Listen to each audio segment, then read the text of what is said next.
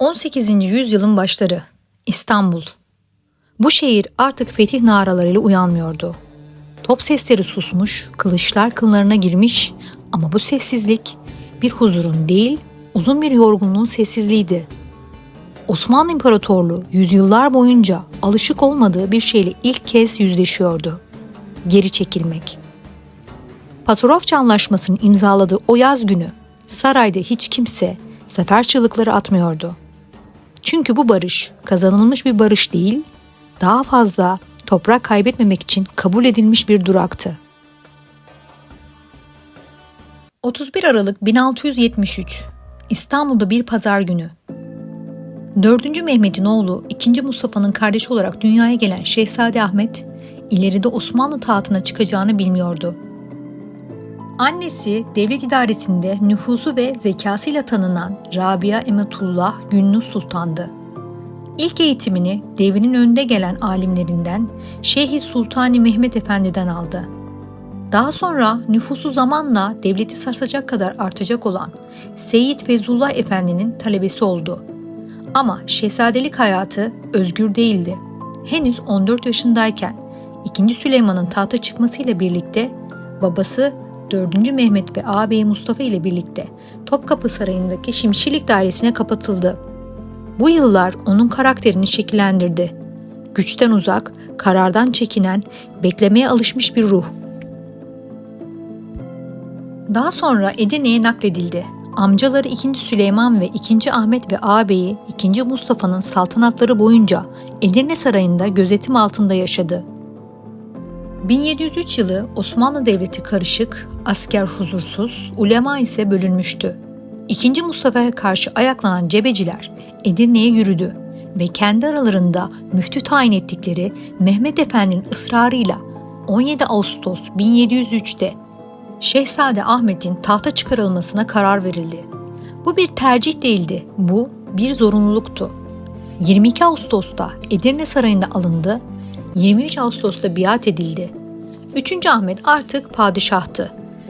Ama bu tahta isyancıların omuzlarında yükselmişti. İlk icraatı 2. Mustafa ve çocuklarını Edirne Sarayı'na kapatmak oldu. Darüsaade ağası Nezir Ağa'yı azletti. Kavanoz Ahmet Paşa'nın sadrazamlığını, İmam-ı Sultanı Mehmet Efendi'nin Şeyhülislamlığını tasdik etti. Ancak çok geçmeden şunu fark etmişti. Tahta çıkmasını sağlayanlar şimdi devleti yönetmek istiyordu. Ve 3. Ahmet, kız kardeşi Hatice Sultan ile Moralı enişte Hasan Paşa'nın desteğiyle bu isimleri birer birer tasfiye etti. Bu noktadan sonra devlet idaresine fiilen hakim oldu. 3. Ahmet'in saltanatın ilk yıllarında hedefi açıktı. Büyük Avrupa savaşlarından uzak durmak. Veraset savaşları sürerken Osmanlı Devleti tarafsız kalmaya çalıştı. Ancak İsveç Kralı 12. Charles'ın Osmanlı topraklarına sığınması Rusya'yı harekete geçirdi. 1711'de Osmanlı-Rus Savaşı başladı. Ordunun başında Baltacı Mehmet Paşa vardı. Prut Nehri'nin kıyısında Rus ordusu kuşatıldı. Bu büyük bir askeri başarıydı. Ancak Prut Anlaşması sahadaki zaferi siyasete taşıyamadı. Bu durum Baltacı Mehmet Paşa'nın görevden alınmasına yol açtı. 1715'te başlayan Mora Seferi Osmanlı'nın son parlak askeri başarılarından biri oldu. Mora Yarımadası geri alındı. Girit'teki bazı kaleler fethedildi. İstanbul'da büyük sevinç vardı. Ama bu sevinç kısa sürecekti. Osmanlı Devleti artık Avrupa karşısında eskisi gibi korkulan bir güç değildi. Karlofça'dan sonra gelen her antlaşma devletin zihnine aynı soruyu kazıyordu. Nerede hata yaptık? Ama bu soruya verilen cevaplar herkes için aynı değildi. Bir kesim çözümü yeniden savaşa hazırlanmakta görüyordu. Diğer kesim ise daha sessiz, daha tehlikeli bir yol öneriyordu. Zaman kazanmak. İşte bu düşüncenin mimarı 3. Ahmet'in sadrazamı Nevşehirli damat İbrahim Paşa oldu. Nevşehirli damat İbrahim Paşa'nın sedareti döneminde Pasarofça Anlaşması imzalandı. Osmanlı daha fazla toprak kaybını önledi ama genişleyemedi. Bu anlaşma bir dönemin başlangıcı oldu. Lale Devri. 3. Ahmet döneminde saray sadece devletin idare edildiği bir mekan değildi. Saray bir yaşam tarzıydı. Topkapı, Kağıthane, Boğaziçi kıyıları, buralar artık şenliklerin, musiki fasıllarının, şiir meclislerinin, ışıklarla süslenen gecelerin merkeziydi. Padişah bu dünyanın tam ortasındaydı. Sultan 3. Ahmet, eğlenceyi bir kaçış değil, bir düzen kurma aracı olarak görüyordu. Saray eğlenceleri rastgele değildi. Bu eğlencelere özel insanlar çağrılırdı. Devletin önde gelen vezirleri, seçkin ulema, şairler, sanatkarlar, saraya yakın elit aileler, bu meclislerde şiir okunur, musiki icra edilir, sanat tartışılır, Doğu ve Batı dünyası konuşulurdu. Bu sarayın kendi içinde kurduğu kapalı ama rafine bir evrendi. 1720 yılında Osmanlı Devleti tarihinde bir ilk yaşandı. 28 Çelebi Mehmet Efendi Paris'e elçi olarak gönderildi. Bu sadece diplomatik bir görev değildi. Bu bir keşif yolculuğuydu. Çelebi Mehmet Efendi'nin dikkatini ilk çeken şey Avrupa şehirlerinin düzeni oldu. Viyana ve Paris'te sokaklar genişti. Taş döşemeliydi ve rastgele değil planlıydı. Evler 3-4 hatta 7 katlıydı. Her yapı bulunduğu sokağın bir parçası gibi düşünülmüş, ölçü ve simetri esas alınmıştı. Bu şehirlerde yollar yalnızca ulaşım için değil, şehir estetiğinin bir parçası olarak tasarlanmıştı. Kaldırımlar yayalar için ayrılmış, arabalar belirli güzergahlarda ilerliyordu. Gece olunca sokaklar karanlığa terk edilmiyor, lambalarla aydınlatılıyordu. Bu durum Çelebi Mehmet Efendi'nin hayranlığını gizleyemediği ayrıntılardan biriydi. Versay Sarayı onun için yalnızca bir hükümdar mekanı değildi. Bir devlet aklının taşa ve bahçeye dönüşmüş haliydi. Sarayın içindeki salonlar, yüksek tavanlar, aynalarla genişletilmiş mekanlar, altın varaklı süslemeler ve duvar resimleri Osmanlı elçisine Avrupa'da gücün nasıl temsil edildiğini gösteriyordu. Bahçeler ise başlı başına bir dünyaydı. Havuzlar, fiskiyeler, mermer heykeller ve geometrik olarak düzenlenmiş çiçek tarlaları. Çelebi Mehmet Efendi bu bahçeleri sadece seyretmedi, resimlerini çizdirdi, planlarını topladı, ölçülerini not etti. Çünkü biliyordu ki bu bilgiler İstanbul'da yeni bir anlayışın temelini oluşturacaktı. Avrupa'da yalnızca saraylar değil, gündelik hayatın detayları da dikkat çekiciydi. Evlerde kullanılan mobilyalar, sandalyeler, masalar, dolaplar, estetikle işlevselliğin birleştiği örneklerdi. Gördükleri bununla da kalmamıştı. Yemek sofralarında kullanılan tabaklar, çatal bıçak düzeni, porselenler ve masa örtüleri bile birer kültürün yansımasıydı. Kıyafetler de farklıydı. Kadınlar ve erkekler sokakta birlikte yürüyor, renkli kumaşlar, dantel süslemeler, özel kesimler kullanılıyordu. Bu durum Osmanlı elçisinin gözünde hem hayranlık uyandırdı hem de iki dünya arasındaki zihniyet farkını açıkça ortaya koyuyordu. Çelebi Mehmet Efendi'nin en çok etkilendiği unsurlardan biri de matbaa oldu. Kitaplar elle değil, makinelerle çoğaltılıyordu. Haritalar, bilimsel eserler, tarih kitapları, coğrafya atlasları, bilgi yalnızca seçkinlerin değil, halkın da ulaşabildiği bir güç haline gelmişti. Bu matbaalarda bazı kitapları İstanbul'a getirdi. Daha da önemlisi bu sistemin nasıl işleyişini ayrıntılarıyla öğrenip not etti. Çelebi Mehmet Efendi Fransa'dan yalnızca bilgi değil, sembolik hediyeler de getirmişti. Tablolar, gravürler, kitaplar, haritalar. Bunlar yalnızca eşyalar değil, bir zihniyetin taşıyıcısıydılar. Her biri Osmanlı Sarayı'nda batıya dair merakın artmasına katkı sağladı. Biz geride kalmışız.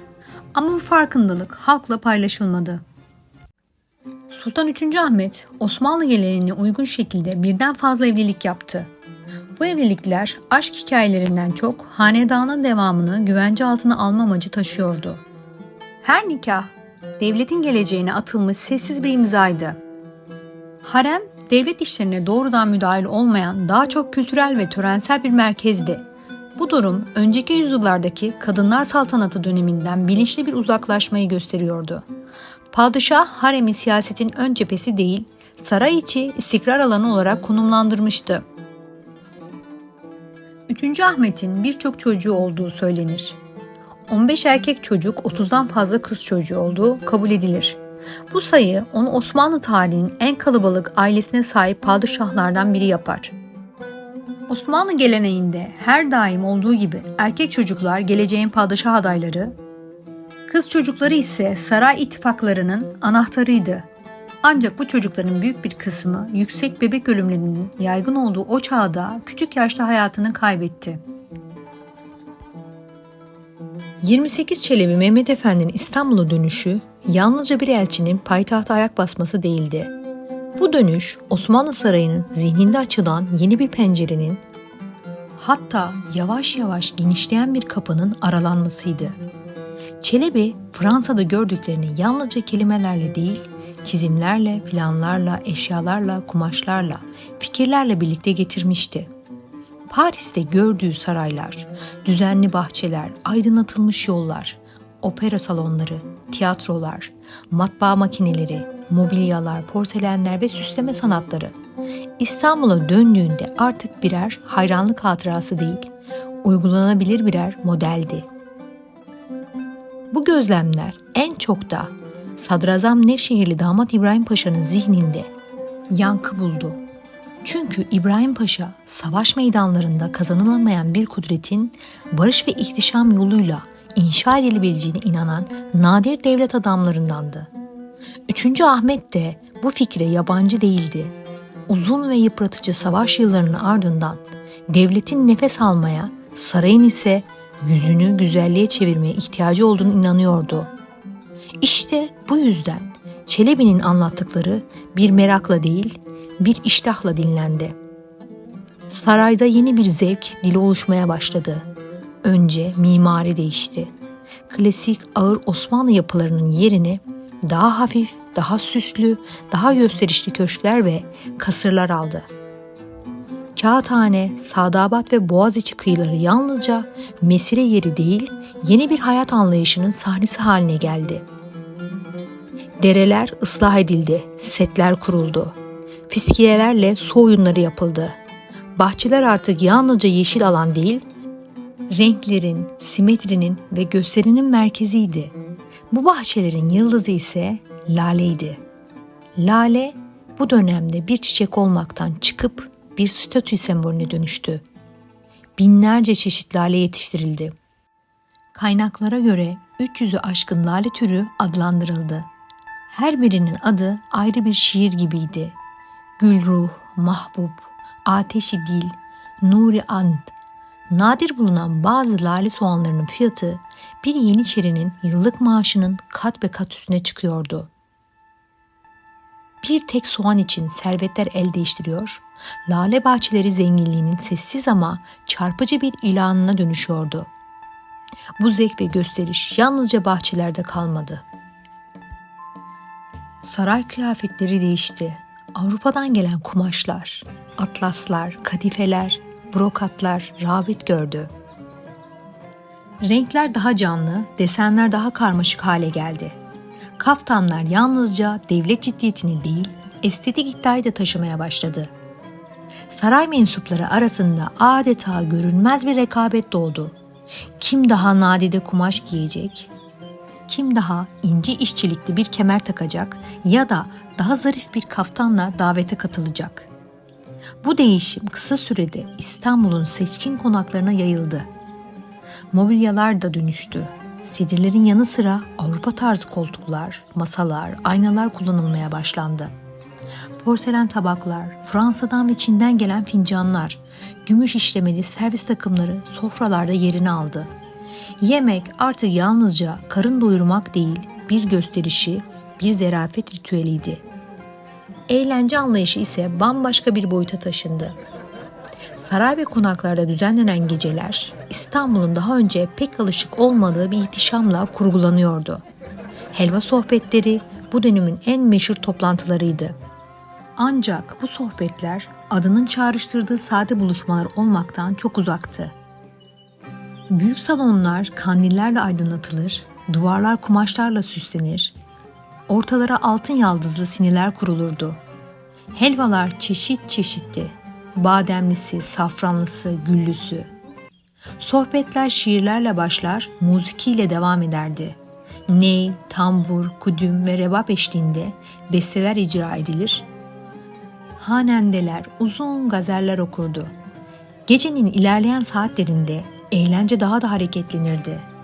Dans eden kadınlar maharetini sergiler, cüceler ve soytarılar kahkahalar eşliğinde gösteriler yapardı. Sihirbazlar el çabukluğu hünerleriyle izleyenleri hayrete düşürür, havai fişekler gökyüzünü renklendirirdi. En çok konuşulan gösterilerinden biri ise kaplumbağaların sırtına bağlanan mumlarla aydınlatılan yürüyüşlerdi. Karanlık bahçelerde ağır ağır ilerleyen bu ışıklı kaplumbağalar masalsı bir görüntü oluştururdu. Seyredenleri adeta büyülerdi. Bu eğlencelerin her biri büyük paralar gerektiriyordu. Bahçelerin bakımı, lale soğanları, yabancı kumaşlar, sanatçılar, gösteriler, süslemeler.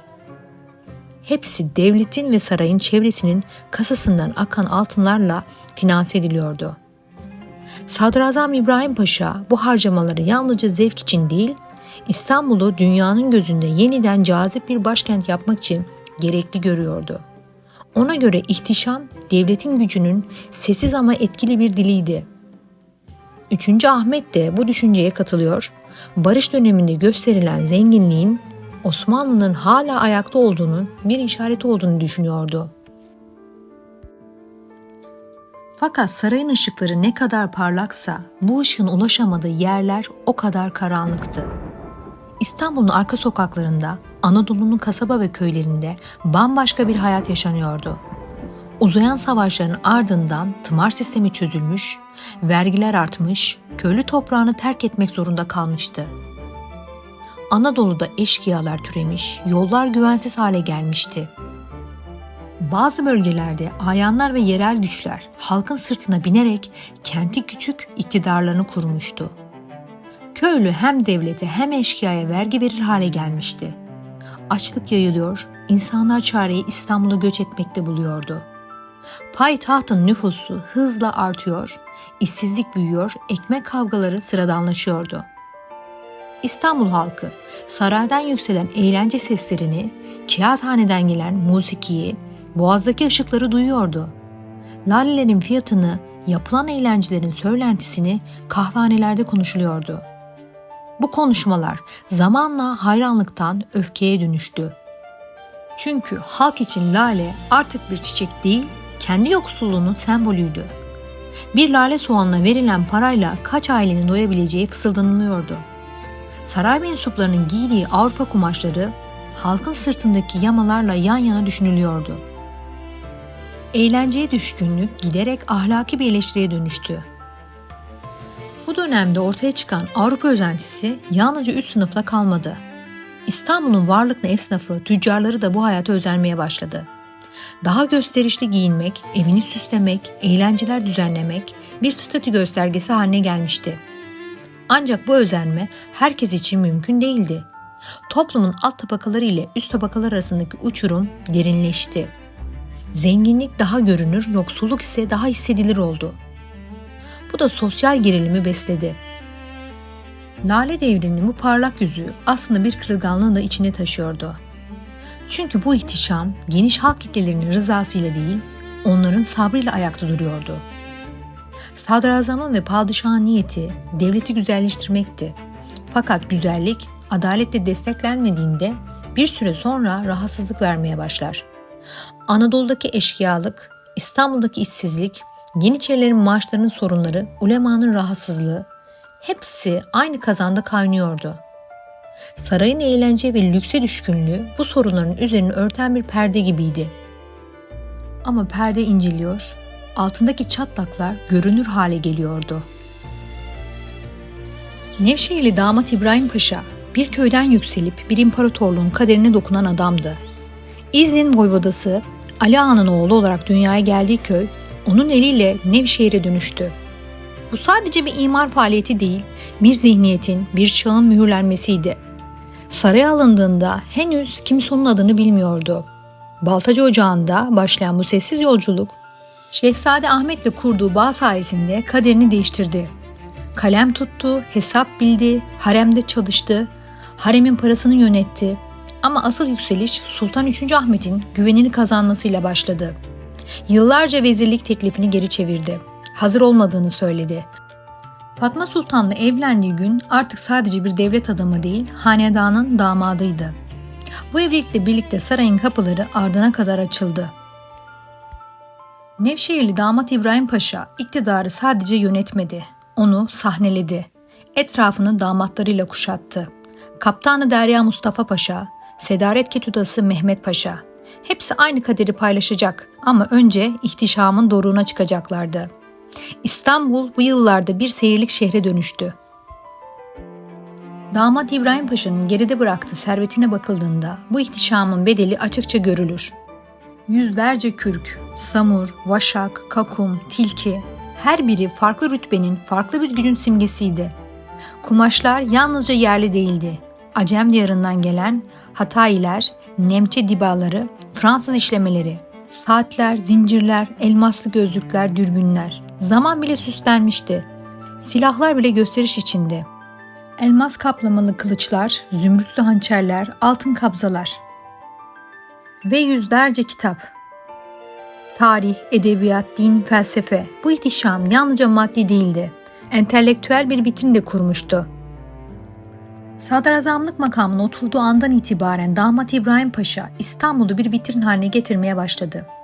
Yangınlarla harap olmuş mahalleler yeniden ele alındı. Konaklar planlı biçimde inşa edildi. Sokaklar düzenlendi. İstanbul'un silüeti yavaş yavaş değişirken saray çevresinde yeni bir hayat tarzı doğuyordu. Bu dönemde inşa edilen konaklar yalnızca barınma alanları değildi. Güç, statü ve zevkin sergilendiği mekanlardı.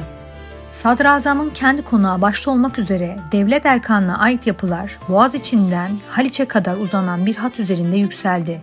Sadabat Kasrı bu mimari anlayışının zirvesiydi. Kağıthane Deresi'nin etrafında şekillenen bu alan yalnızca bir mesire yeri değil, Osmanlı elitinin kendini seyrettirdiği bir sahneydi. Bahçeler geometrik düzenle planlandı, havuzlar yapıldı, su yolları estetik kaygılarıyla yeniden tasarlandı. Lale Devri'nde yapılan yeniliklerin büyük bölümü askeri değil, bilinçli bir tercihle kültürel ve kentsel alanlara yönelikti. Çünkü 3. Ahmet ve İbrahim Paşa'ya göre önce toplumun düşünme biçimi değişmeliydi. Bu anlayışın en somut adımlarından biri matbaanın kurulmasıdır. İbrahim Müteferrika ve Said Efendi tarafından açılan özel Türk matbaası, Osmanlı'da bilginin yayılma hızını kökten değiştirme potansiyeline sahipti. Her ne kadar hatatların tepkisi nedeniyle dini eserler kapsam dışı bırakılsa da tarih, coğrafya ve felsefe kitaplarının basılması bile büyük bir kırılmaydı. Bu yenilik Avrupa'dan doğrudan alınan ilk teknik icat olması bakımından tarihidir.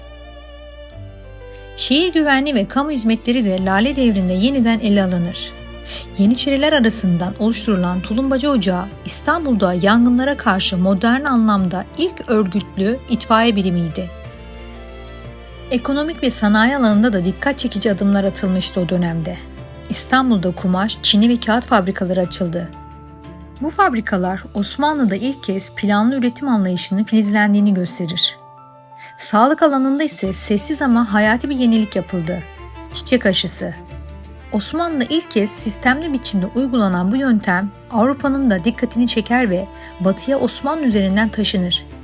Bu durum Lale Devri'nin yalnızca batıdan alan değil, zaman zaman batıya örnek olan bir dönem olduğunun da kanıtıdır. Ancak tüm bu yeniliklerin bir ortak noktası vardır. Orduya dokunulmaz. Lale Devri'nin en büyük eleştirisi de buradan doğar. Toplum değişirken askeri yapı yerinde sayar. Zevk ve sefanın doruğa çıktığı bu yıllar halkın gözünde sarayla aradaki mesafeyi açar. 1730 yılının yazı. İstanbul'da geceler artık eskisi gibi değildir. Sadabat'taki fener alayları hala yanmakta, saray çevresinde eğlenceler sürmektedir. Fakat şehrin arka sokaklarında, kışlalarda ve kahvehanelerde bambaşka bir ruh dolaşır. Bu açıkça konuşulmayan ama herkesin hissettiği bir gerilimdir. Devletin kalbi atmaktadır fakat ritmi artık bozulmuştur. 3. Ahmet, Sadrazam Nevşehirli damat İbrahim Paşa uzun süredir iktidardadır.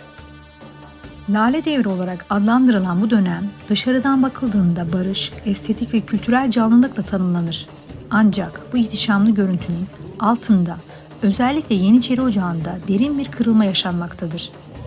Bu dönemde Yeniçerilerin siyasetteki itibarı belirgin bir biçimde sönüktür. Tarihçilerin hemen hepsi Damat İbrahim Paşa'nın iktidar anlayışında ocakların ve geleneksel güç merkezlerinin bilinçli olarak geri plana itildiğini vurgular.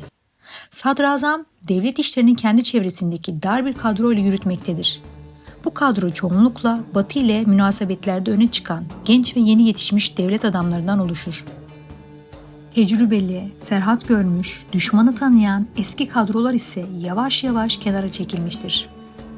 Göynüklü tarihi bu durumda çarpıcı bir cümleyle özetler. Devlet işleri yeni yetişmiş kimselerin eline geçmiştir. Bilenler ise susmuş ve geri çekilmiştir. Bu yalnızca bir idari tercih değildir. Bu Osmanlı'nın geleneksel askeri siyasi dengesinin bozulmasıdır. Yeniçeriler bu yeni düzenin yükünü en ağır hisseden kesimdir. Çünkü devlet adamlarının keyfi davranışlarına, sert müdahalelerine ve aşağılayıcı muamelelerine en fazla maruz kalanlar onlardır. Taşrada, kalelerde, serhatlerde görev yapan Yeniçeriler sık sık dövülmüş, cezalandırılmış, hatta öldürülmüştür. 1727'de İzmir'de yaşanan büyük kavga bunun açık bir örneğidir. Voyvoda Sekbanı ile Yeniçeriler arasında çıkan çatışmada suç Yeniçerilere yüklenmiş, cezalar olağanüstü derecede sert uygulanmıştır. Damat İbrahim Paşa döneminde Yeniçeri Ocağı'nda bazı düzenlemeler yapılmıştır. Ancak bu düzenlemeler disiplini sağlamak yerine menfaat ağlarını bozan müdahaleler olarak algılandı. Tasarruf gerekçesiyle maaş alan Yeniçeri mevcudu azaltılmış, askeri görevi olmayan ama ocaktan maaş alan müezzin, imam ve benzeri kişilerin esameleri silinmiştir. Küçük esame denilen ve uzun süredir suistimal edilen maaş kalemlerinin günlük yevmiyesi 11 akçeden 7 akçeye düşürülmüştür. Bu doğrudan ekmek meselesi olmuştur Yeniçeriler için. Avcılar, yamaklar, yasakçı kollukları hepsi yeniden düzenlenmiş, bazı gelir kaynakları ellerinden alınmıştır. Taşra'daki kollukların kaldırılması Yeniçeriler için yalnızca bir idari değişiklik değil, hayat damarlarının kesilmesi anlamına gelmiştir. Şam'daki kollukların Damat İbrahim Paşa'nın oğluna malikane olarak verilmesi ise bardağı taşıran adımlardan biridir. Bütün bu gelişmeler olurken Yeniçerilerin gözüne bir gerçek netleşir. Bu düzen onları korumak için değil, kontrol altına almak için kurulmuştur. Ancak isyan yalnızca maaş, esame ve kolluk meselesi değildir. Bunlar büyük bir kopuşun bahaneleridir. Asıl kırılma noktası İran savaşlarıdır. Başlangıçta İran cephesine gelen haberler olumludur. Fetihler yapılmış, zafer havası İstanbul'a taşınmıştır. Bu başarılar saraydaki eğlencelere yönelik eleştirileri bir süre bastırır. Tebriz'in düştüğü haberi İstanbul'a ulaştığında isyanın fitili ateşlenir. Savaştan dönen askerler yaşadıklarını İstanbul'da anlatır. Kahvehanelerde, kışlalarda, çarşılarda aynı cümle yankılanır. Bizim davamız İbrahim Paşa'yla. Eylül 1730'a gelindiğinde şehir artık kaynamaktadır. Ahali çırağındaki eğlencelere açıktan tepki göstermeye başlar. Hatta padişahın bulunduğu sarayın taşlandığı bile rivayet edilir. Patrona isyanından 8 ay önce Sadabat'ta bir isyan teşebbüsü yaşanır. Bostancılar zor kullanarak bastırır. Ölenler olur. Ama bu bastırma fitneyi söndürmez. Yalnızca erteler. Tecrübeli devlet adamları yıllardır yaklaşan felaketi görmektedir. Göynüklü tarihinde vakanın 3-4 sene evvelinden konuşulduğu açıkça yazılıdır. Herkes bilir ki Damat İbrahim Paşa hayatta olduğu sürece azledilmeyecektir. İsyan öncesi son büyük hamle, sefer kararıdır. Gerginliği azaltmak için padişahın sefere çıkacağı ilan edilir. Halk ve asker coşar. Ordu alayında İstanbul sokaklara dökülür. Ancak bu coşku uzun sürmez. Yeniçeriler Üsküdar'da haftalarca hatta aylarca bekletilir. Sefer bir türlü başlamaz. Padişah mı gidecek, sadrazam mı gidecek belirsizdir.